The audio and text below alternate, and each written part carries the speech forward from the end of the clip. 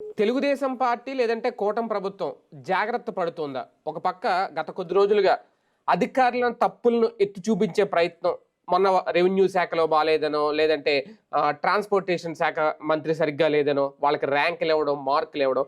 ఇప్పుడు ఏకంగా కలెక్టర్ల పనితీరు బాలేదు, లేదంటే ఉన్నతాధికారుల పనితీరు బాలేదు. మీ వల్లే ప్రజల్లో సంతృప్తి శాతం తగ్గిపోతుంది.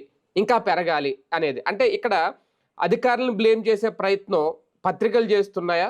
లేదంటే కూటమి ప్రభుత్వమే ఆ అయోమయంలోకి ఏమైనా వెళ్ళిందా?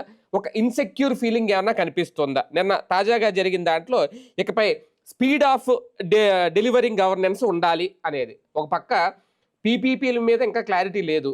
ఒక పక్క వీళ్ళ ఉద్యమాలు వీళ్ళు చేస్తున్నారు. ఇంకో పక్క అధికారుల వల్లే మొత్తం తప్పు జరిగిపోతోంది అనే చెప్పే ప్రయత్నాన్ని ఎలా చూడాలి? ఇదే అంశం మీద చర్చించే ప్రయత్నం చేద్దాం. సార్, ఒక రకంగా స్పీడ్ ఆఫ్ డెలివరింగ్ అంటే వినడానికి చాలా బాగుంది. స్పీడ్ ఆఫ్ డెలివరీ గవర్నెన్స్ అనేది నిజంగా అది సాధ్యమవుతుందా? అలాంటివి చేయాలంటే అధికారులు కొన్ని శాఖలు అడ్డుపడుతున్నాయా? బాబు గారి పరుగులు తీస్తూ ఉంటాయి. గత 40 ఏళ్ల నుంచి 3 పాయింట్ల ఫార్ములా ఉంటుంది. ఆ ఫార్ములాతోనే తెలుగుదేశం నడుస్తూ ఉంటుంది. బాబు గారి ప్రభుత్వం నడుస్తూ ఉంటుంది. ఎన్టీఆర్ గారిని పక్కన పెట్టేయండి. బాబు గారు ఉన్నప్పుడు ఎప్పుడైనా చేసేటటువంటి ఫార్ములా ఏంటయ్యా అంటే, ముందు సక్సెస్ అంతా ఆయనకి, ఫెయిల్యూర్ అంతా అధికారులకి. అలా వాళ్ళ చేతిలో ఉన్న మీడియా ఇంజెక్ట్ చేస్తుంది పబ్లిక్లోకి. అదే సందర్భంలో ఏదైతే ప్రజలకి వ్యతిరేక నిర్ణయాలు తీసేసుకుని అవి సంస్కరణలు అని చెప్తారు, ఫెయిల్ అయితే అది అధికారుల మీదకి తోసేస్తుంటారు. ఇది రెండో ఫార్ములా. మూడవది తెలుగుదేశం హయాంలో లేదా బాబు గారి హయాంలో అభివృద్ధి అన్నటువంటిది ఆ రోజుల్లో లెక్కల్లో చెప్తారు, వార్తల్లోనేమో ఈ ఫెయిల్యూర్ అన్నది చెప్తారు. ఇప్పుడు ఆర్థిక పరిస్థితి అధ్వాన్నంగా ఉన్నది 2014-19 మధ్యలో అని చెప్పేసి ఎన్నిసార్లు కేంద్రం దగ్గరికి పోయారు, ఎన్నిసార్లు అప్పుడు ప్రెస్ కాన్ఫరెన్స్ పెట్టి చెప్పారు, రాష్ట్ర ఆర్థిక పరిస్థితి దివాళా తీసేసింది, నాశనం అయిపోయింది, దీనికి అంతటి కారణం గతంలో కాంగ్రెస్ పార్టీ తీసుకున్న నిర్ణయం ఏది, రాష్ట్ర విభజన అని చెప్పి. ఆ తర్వాత వచ్చేటప్పుడు బీజేపీ కూడా మమ్మల్ని కాపాడలేదని చెప్పుకొచ్చింది ఎవరు? వీళ్ళే కదా. అంతకుముందు అన్ని సభ్యు నడిచినాయని చెప్పింది కూడా వీళ్ళే కదా. అమరావతి అద్భుతం, దానికి అదే డబ్బులు సంపాదిస్తుందని చెప్పింది ఇదే చంద్రబాబు గారు. ఇప్పుడు వచ్చేటప్పటికి వేల కోట్ల రూపాయలు ఖర్చు అవుతున్నాయి, ఎవరు భరిస్తారు దాన్ని, కాబట్టి మనం దాంట్లో ఇంకా భూములు తీసుకోవాలని చెప్తున్నది ఆయనే కదా. ఆయన ఏది చేసినా రైట్, ఎదురోళ్ళు ఏది చేసినా ఫెయిల్యూర్ అన్నటువంటిది ఒక స్ట్రాటజీ అనమాట. అదేవిధంగా అధికార యంత్రాంగం ఒకప్పుడు ఐఏఎస్లు ఐపీఎస్లు పర్ఫెక్ట్గా పనిచేసేవాళ్ళు, నిజాయితీగా పనిచేసేవాళ్ళు. ఆ పని చేయడం వల్ల వచ్చిన క్రెడిట్ చంద్రబాబు గారి ఖాతాలో వేసుకున్నారు. ఇప్పుడు ప్రవీణ్ ప్రకాష్ని వీళ్ళు దొంగలు చేసి చూపించారు. అదే ప్రవీణ్ ప్రకాష్ రోడ్ల విస్తరణలో ప్రజలతో కొట్లాడాడు, ప్రజల మీద పోరాడాడు, లీగల్ కేసులతో సహా ఫేస్ చేసి మరి రోడ్డు వేశాడు. వేసిన క్రెడిట్ ఏమో చంద్రబాబుది, అదే వ్యక్తి నియంతృత్వం అని చెప్పేసి అదే అధికారి ఈవేళ దొంగ అవుతాడు. అలాగా ఆనాడు పోలీసు అధికారులదైనా అంతే. ఇవాళ ఏం జరుగుతున్నటువంటిది, ఎందుకు ఇదంతా అంటే, ఒప్పుకుంటోంది ప్రభుత్వం తనకి తానే ఫెయిల్ అయ్యానన్నటువంటిది, తనకి తానే ఫెయిల్ అయ్యానని ఒప్పుకుంటోంది. ఒప్పుకుంటూ దీనికి అంతటికి మీరే కారణమని నెపం వాళ్ళ మీదకి వేసేస్తుంది. ఒక కలెక్టర్ ఏం చేయాలి, తనకి ఇప్పుడు కలెక్టర్లు అంటే ఇప్పుడు జిల్లాలు మారిపోయినాయి కాబట్టి 27 జిల్లాలు 26 జిల్లాలు వచ్చినాయి కాబట్టి ఈ 26 జిల్లాలకు సంబంధించినంత వరకు కలెక్టర్ అంటే 7 అసెంబ్లీ నియోజకవర్గాలు చూస్తున్నాడు. ఈ 7 అసెంబ్లీ నియోజకవర్గాలు కలెక్టర్ గారు ఒక నిర్ణయం తీసుకుందాం అనుకున్నాడు. పచ్చదనమో పరిశుభ్రతో, లేకపోతే ప్రతి ఊళ్ళో వాళ్ళేదో ఆ కడప జిల్లా కలెక్టర్ చెప్పినట్టు స్మార్ట్ కిచెనో ఇంకోటో. దీనికి నిధులు ఎక్కడి నుంచి రావాలి? కలెక్టర్కి ఏమన్నా సపరేట్గా నిధులు ఇచ్చారా? లేదు కదా. ప్రభుత్వ శాఖల నుండి రావాలి. ప్రభుత్వ శాఖల నుండి రావాలంటే ప్రభుత్వం ఇవ్వాలి. ఎక్కడి నుంచి ఇస్తుంది? ఇవ్వట్లేదు. లేదు, కలెక్టర్ ఒక ఏదన్నా మార్పు చేద్దాం అనుకున్నాడు నియోజకవర్గంలో, ఎమ్మెల్యే ఒప్పుకోవాలి. ఎమ్మెల్యే ప్రపోజల్ చేస్తేనే చెయ్యాలి. కలెక్టర్ సొంతగా ప్రపోజ్ చేశాడా, అతని మీద వ్యతిరేకత పెంచుకుంటాడు. పొలిటికల్ గవర్నెన్స్ అని ఇచ్చింది ఎవరు? అధికారులకి ఆదేశాలు చంద్రబాబు కదా. ఇప్పుడు అధికారులు పట్టుకుని తిడితే ఉపయోగం ఏముంది? అధికారులు ఏం చేయాలన్నా అక్కడ ఎమ్మెల్యేలు ఒప్పుకోవాలి, ఎంపీలు ఒప్పుకోవాలి. వాళ్ళలో ఏ ఒక్కళ్ళు ఒప్పుకోకపోయినా సరే రచ్చ. అదేదో రోజు నిరంతరం కనుక ఇంట్లో భార్యాభర్తల కీచులాటలాగా తయారైపోయింది అధికార యంత్రాంగానికి రాజకీయ నాయకులకి మధ్యన కీచులాటలు అన్నటువంటి. ఎందుకు పెరుగుతోంది అంటే, భార్య ఒకటి అనుకుంటుంది, భర్త ఒకటి అనుకుంటాడు. భర్త అనుకున్నది భార్యకి నచ్చట్లేదు, భార్య అనుకున్నది భర్తకి నచ్చట్లేదు. చివరికి సంసారం ఏంటంటే గుడ్డెద్దు సేలో పడ్డట్టు నడిచిపోతూ ఉంటుంది. ఇప్పుడు ప్రస్తుతం అట్ట నడిచిపోతుంది ప్రభుత్వం. నడిచిపోతున్న తర్వాత అప్పుడప్పుడు రివ్యూలో అప్పుడు వచ్చేటప్పుడు క్యాట్ మీరు ఏం చేయలేకపోతున్నాడు. ఏం చేస్తారు కలెక్టర్? ఏం చెయ్యాలి అసలు? నిధులు ఇవ్వవు, అధికారాలు ఇవ్వవు, రాజకీయ నిర్ణయాలు తీసుకోవాలంటావు, రాజకీయ నాయకులు నిర్ణయాలనే అమలు చేయాలంటావు. ఫెయిల్యూర్ వస్తేనేమో నీది నుండి సక్సెస్ వస్తే నాదే. ఎట్లా సాధ్యం ఇది? రైతుల దగ్గర నుంచి ధాన్యం తీసుకోవాలా, అబ్బాయి మేము రోజు 24 గంటలు ఎరగదీసి తీసుకుంటున్నామని ప్రభుత్వం చెప్తోంది. నాదెళ్ల మనోహర్ గారు చెప్తున్నారు. 1800 రూపాయలు అక్కడ రావాల్సి ఉంటే 1300 రూపాయలు 1400కి అమ్ముకుంటున్నామని రైతులు చెప్తున్నారు. దాన్ని మానిటర్ చేయాల్సింది ఎవరు? Joint collector. ఏం చేయాలి ఆయన ఇప్పుడు? దళారీలు ఎవరంటే అధికార పక్షం వాళ్ళు అయి ఉంటారు. డబ్బులు ఇవ్వండి ఎవరే అంటే అధికార పక్షం వాళ్ళు అయి ఉంటారు. తేమ శాతాన్ని లెక్కట్టేది ఏంటంటే ప్రభుత్వ ఉద్యోగులు. వాళ్ళకి ఇచ్చిన ఆదేశాలు ఎవరు? ప్రభుత్వం ఇచ్చిన మాండేటరీనే కదా కలెక్టర్ చేసేది. లేదు తడిసిపోయినటువంటి ధాన్యాన్ని, తడిసిపోయిన పత్తిని కొనేస్తానని చెప్పి కలెక్టర్ ఆదేశాలు ఇచ్చేస్తా కొనేనిస్తుందా ప్రభుత్వం? అప్పుడు ఒప్పుకుంటుందా ప్రభుత్వం? అలాంటి స్వేచ్ఛనిచ్చిందా ప్రభుత్వం? అంత డబ్బులు ఇచ్చిందా ప్రభుత్వం? ఏమీ చేయకుండా కలెక్టర్ ఏం చేయలేదు, నువ్వు ఫెయిల్యూర్ అవుతున్నావు అంటే ఏం చేయాలి కలెక్టర్? అట్లాగే మొన్న ఈ మధ్యన పవన్ కళ్యాణ్ గారు వెళ్ళారు, ఏదో కొబ్బరి చెట్లకి పాడైపోయినాయి అవన్నీ కూడా అని చెప్పేసేసి. ఎందుకని కలెక్టర్లు ఏం చేయలేకపోతున్నారు? వాటికి ఏం చెయ్యాలో వాళ్ళకి తెలియదు, లేదా తెలుసుకునేదని చేద్దామంటే లోకల్గా ఏముంటుందో తెలియదు. చేపల చెరువులుగా మారిపోయినటువంటి పంట పొలాల దగ్గర నుంచి పంట పొలాల్లో ఏమి వెయ్యాలోతో సహా అన్ని విషయాలు కూడా రాజకీయ నిర్ణయాలుగా నడుస్తున్నప్పుడు ఫెయిల్యూర్స్ని అధికారుల మీదకి తోసేయడం అనేటువంటిది ఒక తెలివైన ఎత్తుగడ తప్పించి ప్రయోజనం చేకూర్చిపెట్టేటటువంటిది అయితే కాదు. కానీ ఒకటిసారి గ్రామ సచివాలయాలు, వార్డు సచివాలయాలు పేర్లు మార్చడం వల్ల సాధించేది కానీ ప్రజలకు పనికొచ్చేది కానీ ఏదైనా ఉందా? పేర్లు మార్పు అనేటటువంటిది మన బ్రాండ్ వేసుకోవడానికి. ఇప్పుడు దాని పేరేంటి 108 ఈ సేవలు ఉన్నాయి. ఎవడెవడో సంస్థ వస్తుంటాడు, వచ్చినప్పుడల్లా పేరు మార్చేస్తుంటారు. జీవీకే వాళ్ళది అంటారు ఒకసారి, జిఎంఆర్ అంటారు ఒకసారి, లేకపోతే సత్యంద అయింది, ఇట్లాగ రకరకాలు. అట్లాగే అంటే వాళ్ళ స్పాన్సర్స్ కాబట్టి స్పాన్సర్స్ ఏం లేదు, డబ్బులు ఇస్తుంది ప్రభుత్వం. ఆడేమి ఎవ్వడూ స్పాన్సర్ కదా అక్కడ, కానీ ఆ పేరుతో నడిచిపోతున్నాయి అంతే. ఆ డబ్బులు మనమే ఇచ్చి మరి అడిగి పేరు తెచ్చి పెడుతున్నాం. అదొక విచిత్రమైనటువంటి. అయ్యే కాకుండా ఇప్పుడు అన్న క్యాంటీన్ లాంటి జగన్ తీసేశాడు. వీళ్ళు ఇప్పుడు సచివాలయ వాలంటీర్ వ్యవస్థ తీసి పడేశారు. ఒక రకమైనటువంటిది ఏంటంటే జగన్ ముద్ర ఉండకూడదు, జగన్ని మర్చిపోవాలి అన్నటువంటి రూట్లో ప్రస్తుతం వాళ్ళు అనుసరిస్తున్న వ్యూహంలో భాగమే ఇది. అంత మించి ఇంకేం లేదు. అంటే సచివాలయాలు కూడా ఉంటాయా లేదంటే ఉంటాయి కానీ పేరు మారుస్తారు. ఇప్పటికే అందులోని సేవలు చాలా వరకు చచ్చిపోయినాయి. మిగతా వాటి కూడా చదువుతారు నిదానంగా. కానీ పాలన మీద 51% సంతృప్తి ఉంది అనేది 51 అంటే ఎక్కువ, వీళ్ళ దృష్టిలో తక్కువ.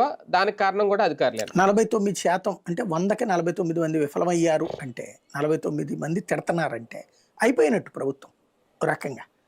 ఆఫ్టర్ ఆల్ 18 నెలల్లో ఈ 49% మంది అసంతృప్తితో ఉన్నారంటే ప్రభుత్వం సక్రమంగా పనిచేస్తున్నట్ట.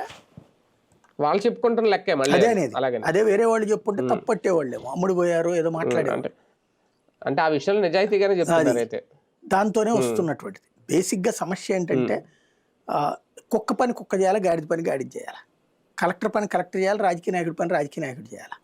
ఇప్పుడు రాజకీయ నాయకుల పనులు అధికారులు చేస్తున్నారు, అధికారుల పనులు రాజకీయ నాయకులు చేస్తున్నారు. ఇద్దరి మధ్యన సమన్వయంతో కొన్ని చోట్ల దోచుకుంటున్నారు, జనాల్ని దోపిడీకి గురి చేస్తున్నారు. ఆటోమేటిక్గా విరక్తి వస్తుంది ప్రజలకి. ఇప్పుడు అక్కడెక్కడో బర్లీ పొగాకు పంట వేస్తున్నారని నార్లు పట్టుకుపోయారట. ఇదేమన్నా గంజాయి పంట నార్లు పట్టుకుపోవడానికి? అదేమంటే మీరు మళ్ళీ రేపు పొద్దున మమ్మల్ని అమ్మమంటారు, మేము కొనలేం కాబట్టి అని. అంటే ఆ లెక్కనైతే కానీ ఇప్పుడు మన రాష్ట్రంలో ఏదైనా పంట పండించే రైతు ప్రభుత్వం కొంటానన్నదే వేసి మిగతా ఆయన మానేసేయాలా? ఇదేమి చిత్రమైనటువంటి ధోరణి. వరి ఇప్పుడు తినట్లేదని చంద్రబాబు గారు పదే చెబుతున్నారు. రేపు పొద్దున వరి నాట్లు లాక్కెళ్తారే ఆయన కొంప తీసి. ఇప్పుడు బర్లీ పొగాకు లాక్కెళ్ళినట్టు రేపు పొద్దున వరి నాట్లు లాక్కెళ్తారేమో, ఎల్లుండి పత్తి లాక్కెళ్తారేమో గిట్టుబాటు రావట్లేదు అనేసి. ఓన్లీ గిట్టుబాటు ధర వచ్చే మాత్రమే పండించాలని ఏమైనా కొత్త ఆదేశాలు ఇస్తారేమో. ఇలాంటి తిక్క పనులు చేసే వాళ్ళని ఎవరైనా ఎలా చూస్తూ ఊరుకోవాలి? ఎవరా లాక్కెళ్ళిన వాళ్ళు, ఎవరో ఆపిన వాళ్ళు, ఎవరిచ్చారా హక్కు వాళ్ళకి? నువ్వు చెప్పుకుంటావా మేము బర్లీ పొగాకు మేము కొనమని చెప్పాం, అయినా మీరు వేసారు, అది మీ తప్పు అని చెప్పు. రేపు పొద్దున తప్పేం లేదు, అది నువ్వు ముందు నుంచి చెప్తే. అలా కాకుండా ఇప్పుడు బర్లీ పొగాకు వేసుకోమని చెప్పింది ప్రభుత్వం, వేసిన తర్వాత కొనుక్కుంటున్నామని చెప్పింది ప్రభుత్వం, కొనడం మానేసింది ప్రభుత్వం. ఇప్పుడు ఇక వీళ్ళని నమ్మకుండా సొంతగా డైరెక్ట్గా వేసుకుంటున్నారు వాళ్ళు. ఇప్పుడు కొన్ని ఏరియాలో కొన్ని పంటలే పండుతాయి, కొంతమంది రైతులకి కొన్ని పంటలే వచ్చు, వాళ్ళకి చేతనైందే వేస్తారు.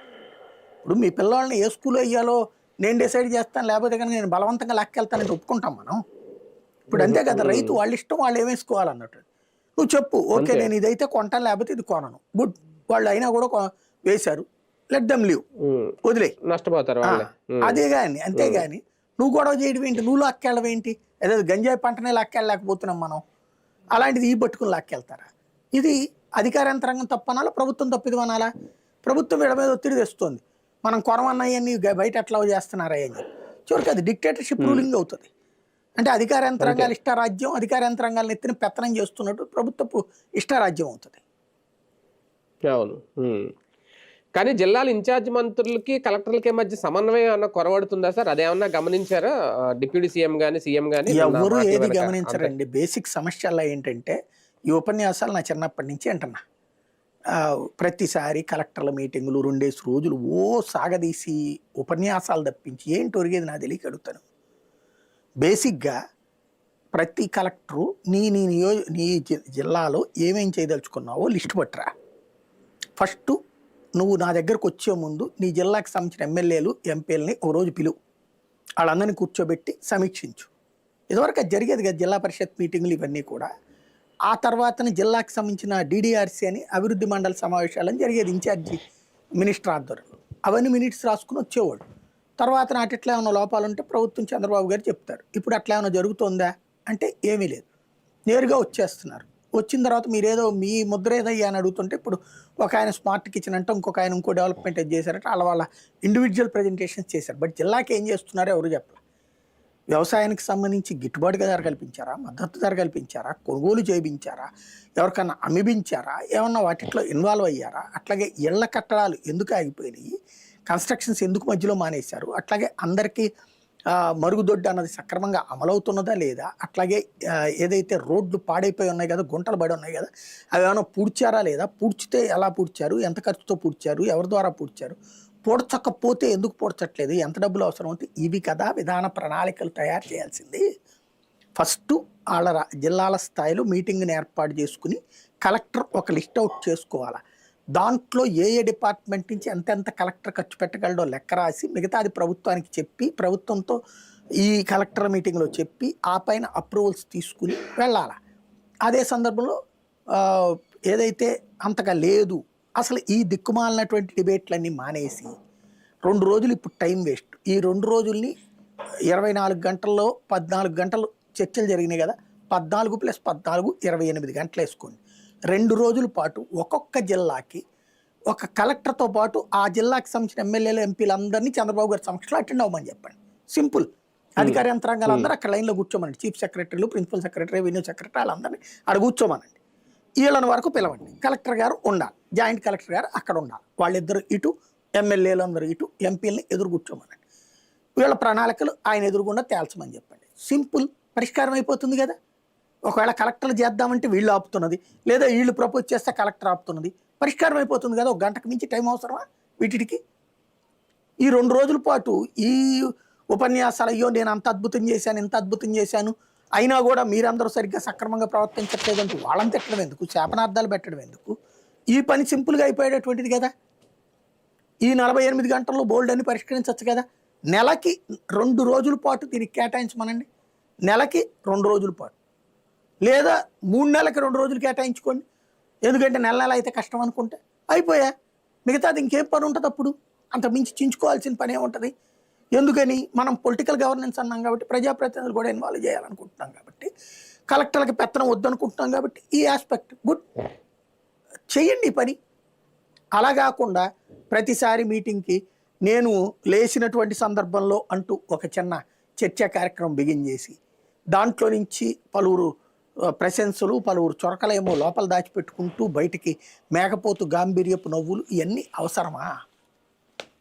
ఆ కలెక్టర్లందరినీ అక్కడ కూర్చోబెట్టి ప్రతి ఒక్కళ్ళకి హోటల్ రూములు ఇవ్వాలా, స్టార్ హోటల్ రూములు ఇవ్వాలి. ఇదివరకైతే కనుక అదేదో ఆ గెస్ట్ హౌస్లు అన్ని ఇచ్చేవాళ్ళు, ఇప్పుడు గెస్ట్ హౌస్లు కాదు, స్టార్ హోటల్ రూములు ఇవ్వాలా. ఆ హోటల్ రూములకి డబ్బులు, వాళ్ళ డఫేదారులు, రావడానికి అయ్యే ఖర్చు, తినడానికి అయ్యే ఖర్చు, తాగడానికి అయ్యే ఖర్చు, ఉండటానికి అయ్యే ఖర్చు, వీటన్నిటి తర్వాత మేము 51 మార్కులే వచ్చినాయి, రేపు పొద్దున 39 మార్కులే వచ్చినాయి, లేకపోతే 35 మార్కులే వచ్చినాయి, వీటి కోసం ఏంది ప్రయోజనం? ఎన్నేళ్ళు పోయినా మన విజన్ అనేటటువంటిది మారకపోతే గుడ్డెదు సేలో పడ్డట్టు రివ్యూలు చేసుకుంటే ప్రయోజనం ఏంటి? నాకైతే అర్థం కావట్లేదు అక్కడ. కానీ ఒకటి సార్, జనవరి 1వ తేదీ నుంచి ఆకస్మిక తనిఖీలు చంద్రబాబు నాయుడు గారు చేసిన ప్రకటన అంటే ఏముంటుంది సార్? దీంతో ఆకస్మిక తనిఖీల ద్వారా ఏం చేస్తారు? పబ్లిసిటీ వస్తుంది ప్రజల్లో, పబ్లిసిటీ కోసం. ప్రజల్లో సంతృప్తి అన్న పెరుగుద్దా ఆకస్మిక తనిఖీలు ఏమైనా చేస్తే? ఇదివరకు కనుక చంద్రబాబు గారు వస్తుంటే ఆకస్మిక తనిఖీలకి వస్తున్న చంద్రబాబు గారికి స్వాగతం అని బోర్డులు పెట్టారు, అట్లుంటది. రేపు పొద్దున ఏం లేదు, కాసేపు మందలించేస్తారు. అధికారుల మీద చర్యలు తీసుకోవడానికి అధికారంలో నలుగురిని తిట్టేసేస్తే పేపర్లో రాసుకోవచ్చు, చంద్రబాబు కన్నెర్ర చేశాడు, కళ్ళలో నిప్పులు కురిపించాడు, వణికిపోయాడు కలెక్టర్, గిలగిల్లాడిపోయాడు ఇల్లు అని చెప్పేసి వాళ్ళకి సోషల్ మీడియాలో రాసుకొస్తారనమాట. అది పాలన అంటే, చూసి నేర్చుకో జగన్ అని చెప్పి కూడా రాసుకొస్తారనమాట. అందుకోసం అంత మించి ఏం లేదు అది. అంటే గతంలో కూడా ఇలాగ ఆకస్మిక తనిఖీలు ఇవన్నీ చేసినట్టున్నారు కదా, అదే కాన్సెప్టా లేదంటే ఇక్కడ అధికారులను దారిలో పెట్టడానికి ఏమన్నా ఇదా? ఆనాడు ఆకస్మిక తనిఖీలు ఒక చిత్తశుద్ధి ఉంది అప్పుడు, దాంట్లో కొన్ని డెసిషన్స్ తీసుకోవడం ఇవన్నీ. ఇప్పుడు డెసిషన్స్ తీసుకోవడానికి అవకాశం లేనప్పుడు ఆకస్మిక తనిఖీ ఏం చేస్తారు, ఏం చెయ్యాలి బేసిక్ గా అది కాదు. అంటే బాబు గారు జనంలో ఉంటే సంతృప్తి స్థాయి ఏమన్నా పెరుగుతుంది, ఎందుకంటే నన్ను మీటింగ్ లో ఆయన అన్నది ఈ పింఛన్ల పంపిణీ మీద పూర్తిగా సంతృప్తిగా ఉన్నారంట. ఎందుకంటే ప్రతి నెల ఇప్పటి వరకు క్రమం తప్పకుండా బాబు గారే వెళ్ళి ఆ పింఛన్ల పంపిణీలో పాల్గొంటున్నారు. రేపొద్దున కూడా ఆకస్మిక తనిఖీలు చేస్తే ఆ సంతృప్తి స్థాయి ఏమన్నా పెరుగుద్దా? ఇప్పుడు పింఛన్ల పంపిణీ విషయంలో జగన్ అయినా చంద్రబాబు అయినా ఫెచ్చింగే అందులో. ఇంకా జగన్ అయితే రాజకీయం చేయలేదు, అందులో వాలంటీర్ల ద్వారా చేసుకొచ్చాడు. అప్పుడు ఎవరు అసంతృప్తి చెందలేదే. ఇవాళ కొత్తగా ఈయన వల్ల సాధించింది ఏంటి, ఇళ్ల దగ్గరికి పెన్షన్ ఇవ్వడం అన్నటువంటిది జగన్ అనుసరించిన విధానాన్ని ఇంకొంచెం చెడగొట్టారు వీళ్ళు. అప్పుడు ఇంట్లోకే తీసుకెళ్ళి ఇచ్చేవాళ్ళు, వీళ్ళు రోడ్డు మీద ఇస్తున్నారు, ఇంటింటికి ఏం తీసుకెళ్ళి ఇవ్వట్లేదు. అందులో సంతృప్తి స్థాయి ఉంది, మాకు పెన్షన్ వచ్చింది, దట్స్ ఇట్, అంతే. ఎవరిని అడగాలి అది? 50 ఏళ్ళ వాళ్ళని అడగాలి పింఛన్ నీకు రాకపోవడం పట్ల ఎట్లా ఫీల్ అవుతున్నావు అని. లేదా ఏడాదిన్నర క్రితం 18 నెలల నుంచి 60 ఏళ్ళు దాటుతున్న వాళ్ళు ఉన్నారు చూడండి, వాళ్ళందరిని అడగాలి సంతృప్తి స్థాయి. మీకు పింఛన్ రాకపోవడం సంతోషమేనా, మీకు కొత్తగా పింఛన్ ఇవ్వకపోవడం సంతోషమేనా అని వాళ్ళు కదా చెప్పాల్సింది. తీసుకునే వాళ్ళు ఎప్పుడు సంతృప్తే. జగన్ టైంలో ఏమైనా అసంతృప్తి వ్యక్తం చేశారు పింఛన్లో? వచ్చినాయి కదా, ఇంకేముంది అందులో. బేసిక్ కాన్సెప్ట్ ఏంటంటే పబ్లిక్ దగ్గరికి వెళ్ళాలి, ప్రచారం పొందడం. ఇట్లాగే ఇప్పుడు కలెక్టర్లు అందరూ తప్పుడోళ్ళు, నేను బాగానే ఉన్నాను, లేకపోతే ఎమ్మెల్యేలు తప్పుడోళ్ళు, నేను బాగానే ఉన్నాను, ఎంపీలు తప్పుడోళ్ళు, నేను బాగానే చేస్తున్నాను, మంత్రులు తప్పుడోళ్ళు, నేను బాగానే చేస్తున్నాను. ఇది అంటే వ్యక్తి గొప్పోడు, మిగతా వాళ్ళందరూ దద్దమ్మలు అని చెప్పేటటువంటి ప్రయత్నం. ఫెయిల్యూర్ అంతా వ్యక్తి కాదు, వీళ్ళకిస్తారు. ఓవరాల్ గా ఇదంతా చూస్తూ ఉంటే 18 నెలలు అయింది కూటమి పరిపాలన మొదలుపెట్టి అధికారంలోకి వచ్చి. ప్రజల్లో పాజిటివిటీ అనేది వీళ్ళ అనుకున్న స్థాయిలో రాకపోవడం వల్ల ముందు జాగ్రత్తలు తీసుకోవడం అన్నట్టుగా ఏమన్నా కనిపిస్తుంది ఓవరాల్ సినారీ? ఏం లేదు, ఫెయిల్ అయ్యామని వాళ్ళకి వాళ్ళే రాసుకున్నారు. చంద్రబాబు గారే స్వయంగా చెప్పండి, 49% అంటే అర్థమైపోయింది వాళ్ళకి, దట్స్ ఇట్. ఇక అందులో వీళ్ళు చేసుకునేది ఏం లేదు. పొలిటికల్ గవర్నెన్స్ అంటే ఇట్లాగే ఉంటుంది, అంత మించి చేయలేదు, అంతే. అది గుర్తు తెచ్చుకుంటారు.